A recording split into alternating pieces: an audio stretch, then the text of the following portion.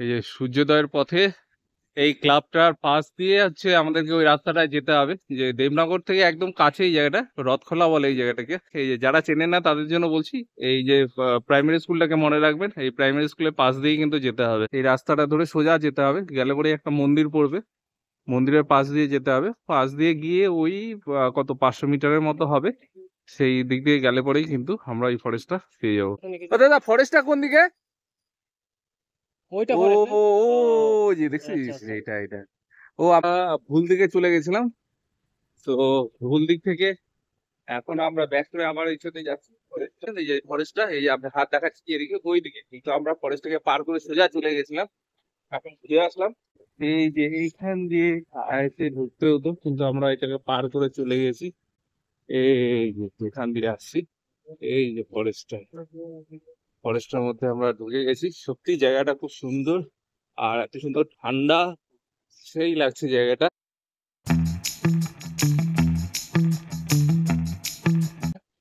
কিন্তু এমনি ঘুরতে লোকজন আসে, লোকাল প্রচুর ছেলে মেয়ে বসে আছে। এর অনেকটা লম্বা, এটা অনেকটা জায়গা নিয়ে। আর গরমের দিনে তো এখানে বিশেষ করে আসলে পরে সেই লাগে, কারণ আজকে প্রচন্ড রোদ উঠছে। আমরা দুজন এখান থেকে ঘুরছি, তো এত সুন্দর লাগছে, এখান থেকে আর যেতে ইচ্ছা করছে না।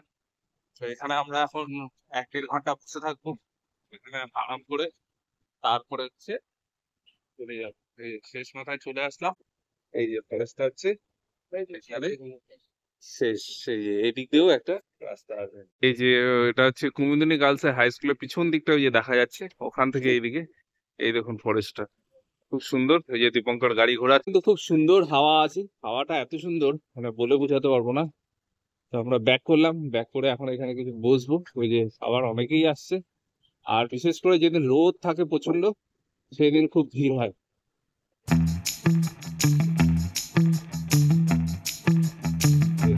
এখন কিন্তু লোকজন আসা শুরু হয়ে গেছে, একের পর এক লোকজন আসছে। আমি আর দীপঙ্কর এখন ওই জায়গাটাতে আছি, জায়গাটাতে এসে দাঁড়ালাম, মানে স্কুটি নিয়ে শেষ মাথায় গেছিলাম, তারপরে ব্যাক করে আসলাম। আসার পর এখানে দাঁড়িয়ে আছি। জায়গাটা সত্যি খুব সুন্দর, আর এত সুন্দর ঠান্ডা, মানে বিশেষ করে গরমের দিনে বা প্রচণ্ড রোদ যেদিন উঠবে সেদিন এসে কিন্তু এখানে আড্ডা দিতে পারেন। আমরা তো এখন এখানে দাঁড়ালাম, কিছু 1-1.5 ঘন্টা এখানে থাকবো, আর এত সুন্দর ঠান্ডা লাগছে এখানে, যেতে ইচ্ছা করছে না। জায়গাটা হচ্ছে দুই দিকে ধান ক্ষেত, তার মাঝখানে কিন্তু এই ফরেস্টটা।